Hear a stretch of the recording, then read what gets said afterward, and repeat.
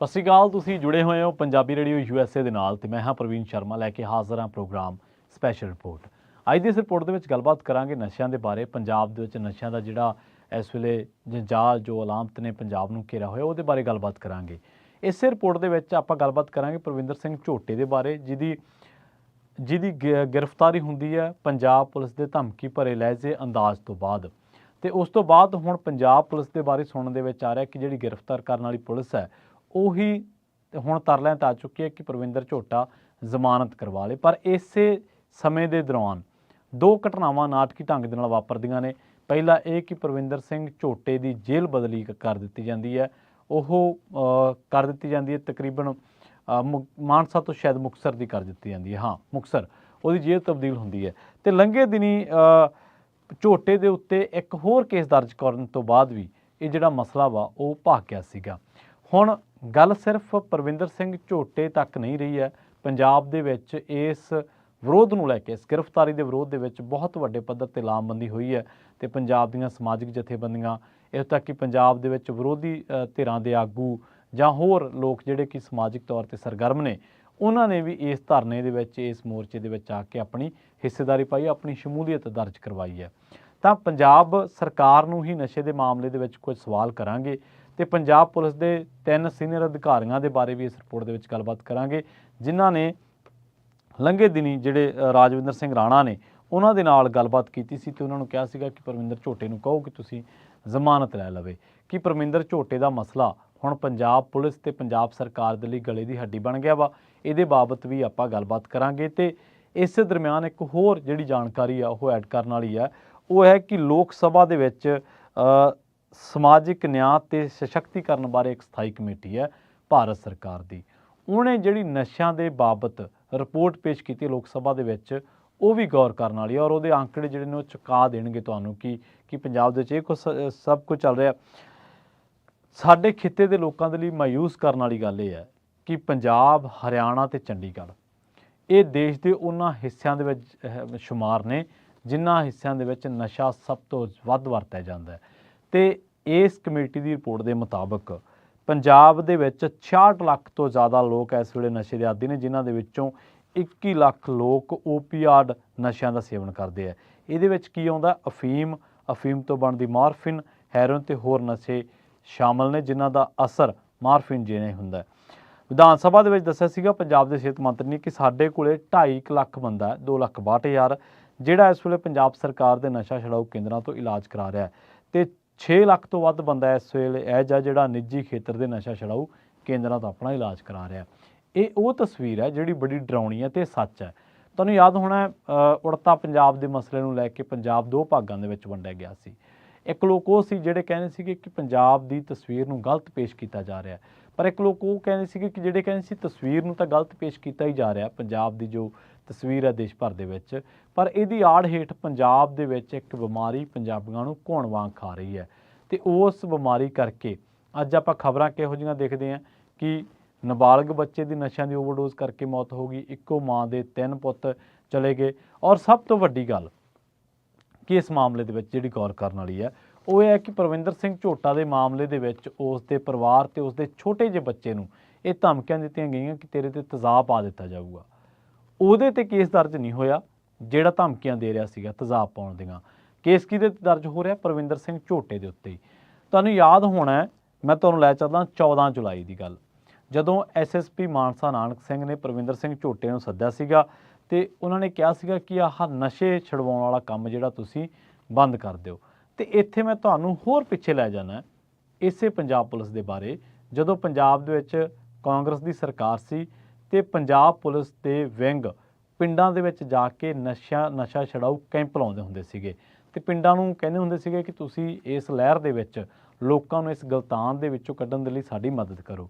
ਹੁਣ ਜਿਹੜੀ ਨਸ਼ੇ ਛੁਡਾਉਣ ਵਾਲੀ ਪੁਲਿਸ ਹੈ, ਜਿਹੜੀ ਕੈਂਪ ਲਾ ਰਹੀ ਹੈ, ਉਹ ਪੁਲਿਸ ਕਹਿ ਰਹੀ ਹੈ ਕਿ ਤੁਸੀਂ ਜਿਹੜਾ ਨਸ਼ਾ ਛੁਡਾ ਰਹੇ ਹੋ ਇਹ ਕੰਮ ਗਲਤ ਕਰ ਰਹੇ ਹੋ, ਸਾਡੇ ਕੰਮ ਦੇ ਵਿੱਚ ਦਖਲਅੰਦਾਜ਼ੀ ਹੈ।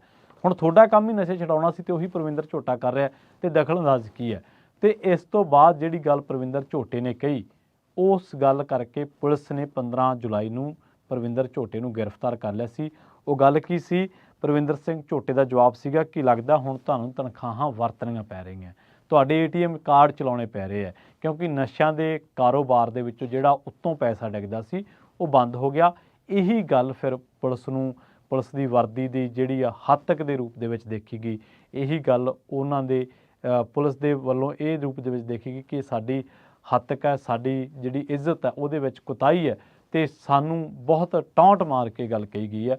ਤੇ ਉਸ ਤੋਂ ਅਗਲੇ ਦਿਨ ਹੀ ਪ੍ਰਵਿੰਦਰ ਝੋਟੇ ਨੂੰ ਜਿਹੜੀਆਂ ਗੱਡੀਆਂ ਨੇ ਉਹ ਗ੍ਰਿਫਤਾਰ ਕਰਕੇ ਲੈ ਜਾਂਦੀਆਂ ਨੇ।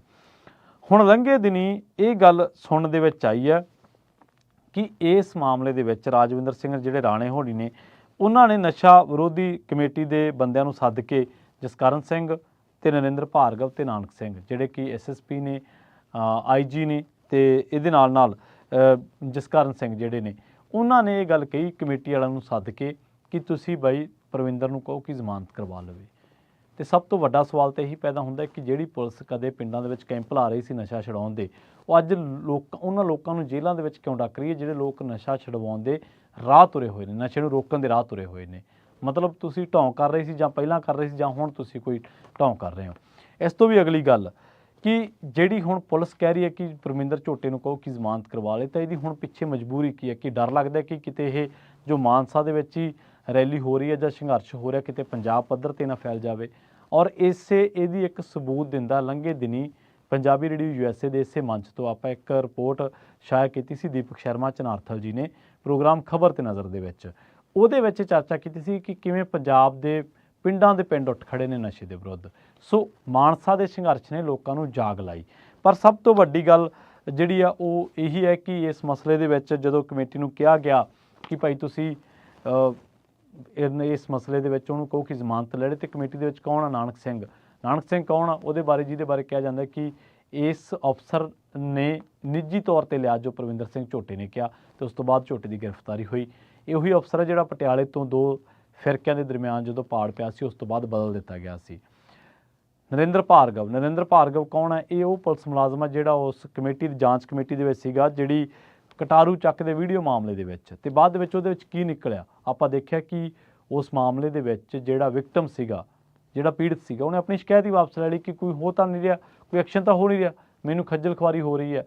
ਤੇ ਜਿਹੜਾ ਜਸਕਰਨ ਸਿੰਘ ਹੈ IG ਜਸਕਰਨ ਸਿੰਘ, ਉਹਦੇ ਬਾਰੇ ਕਿਹਾ ਜਾਂਦਾ ਹੈ ਕਿ ਜਿਹੜਾ ਮਾਲਬਰੋਜ਼ ਫੈਕਟਰੀ ਵਾਲਾ ਮਸਲਾ ਸੀ ਜਿੱਥੇ ਕਿਸਾਨਾਂ ਨੇ ਫੈਕਟਰੀ ਨੂੰ ਬੰਦ ਕਰਵਾਉਣ ਦੇ ਲਈ ਰਾਹ ਜਿਹੜਾ ਰੋਕਿਆ ਹੋਇਆ ਸੀਗਾ ਤੇ ਕਿਸਾਨ ਲਗਾਤਾਰ ਅੜੇ ਹੋਏ ਸੀ, ਤੇ ਬਾਅਦ ਦੇ ਵਿੱਚ ਮੁੱਖ ਮੰਤਰੀ ਨੂੰ ਕਹਿਣਾ ਪਿਆ ਕਿ ਅਸੀਂ ਇਹ ਫੈਕਟਰੀ ਬੰਦ ਕਰਨ ਜਾ ਰਹੇ ਹਾਂ, ਤੇ ਉੱਥੇ IG ਜਸਕਰਨ ਸਿੰਘ ਨੂੰ ਹੀ ਭੇਜਿਆ ਗਿਆ ਸੀ ਹਾਲਾਤ ਨੂੰ ਕਾਬੂ ਕਰਨ ਦੇ ਲਈ, ਪਰ ਹਾਲਾਤ ਕਾਬੂ ਦੇ ਵਿੱਚ ਨਹੀਂ ਰਹੇ। ਇਹ ਤਾਂ ਸੀਗਾ ਤਿੰਨਾਂ ਦਾ ਰਿਪੋਰਟ ਕਾਰਡ।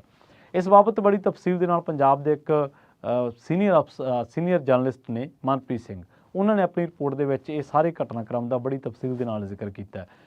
ਪਰ ਸਵਾਲ ਵੱਡਾ ਇਹ ਹੈ ਕਿ ਪੁਲਿਸ ਵਿਸਲ ਬਲੋਰਿੰਗ ਬੰਦ ਕਿਉਂ ਕਰ ਰਹੀ ਹੈ?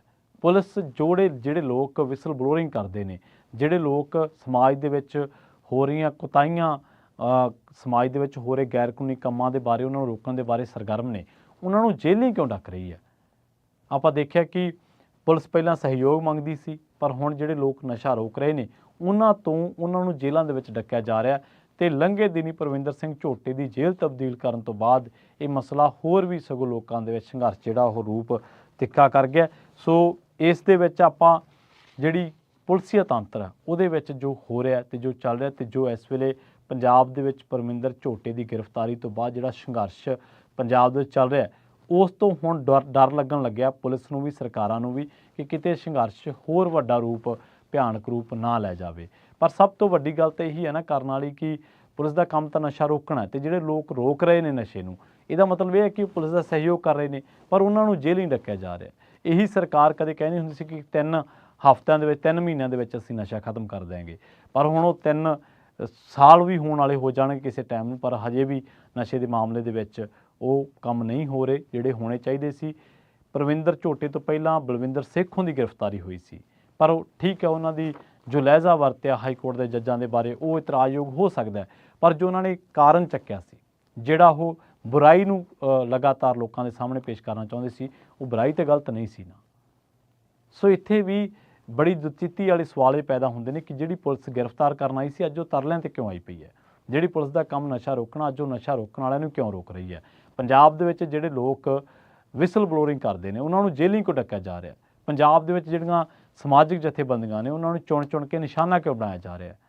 ਔਰ ਨਸ਼ੇ ਦੇ ਮਾਮਲੇ ਦੇ ਵਿੱਚ ਤਾਂ ਹਮੇਸ਼ਾ ਇਹ ਕਿਹਾ ਜਾਂਦਾ ਕਿ ਅਸੀਂ ਇੱਕ ਦੌਰ 'ਚੋਂ ਨਿਕਲੇ ਤੇ ਅੱਜ ਜਿਹੜੀ ਕੇਂਦਰੀ ਰਿਪੋਰਟ ਵੀ ਇਸ ਗੱਲ ਦਾ ਦਾਅਵਾ ਭਰਦੀ ਹੈ, ਸ਼ਾਦੀ ਭਰਦੀ ਹੈ ਕਿ ਪੰਜਾਬ ਦੇ ਵਿੱਚ ਇੰਨੀ ਵੱਡੀ ਗਿਣਤੀ ਦੇ ਵਿੱਚ ਲੋਕ ਨਸ਼ੇ ਦੇ ਆਦੀ ਨੇ। ਇਹਦਾ ਮਤਲਬ ਜੇ 60 ਲੱਖ ਬੰਦਾ ਆਦੀ ਹੈ ਤੇ ਇਹਦਾ ਮਤਲਬ ਜੇ 3 ਕਰੋੜ ਬੰਦਿਆਂ 'ਚ ਤੁਸੀਂ ਲਾਓਗੇ ਤਾਂ ਤਕਰੀਬਨ ਉਹ ਇੱਕ ਬਹੁਤ ਵੱਡਾ ਹਿੱਸਾ ਬਣ ਜਾਣਾ ਵਾ।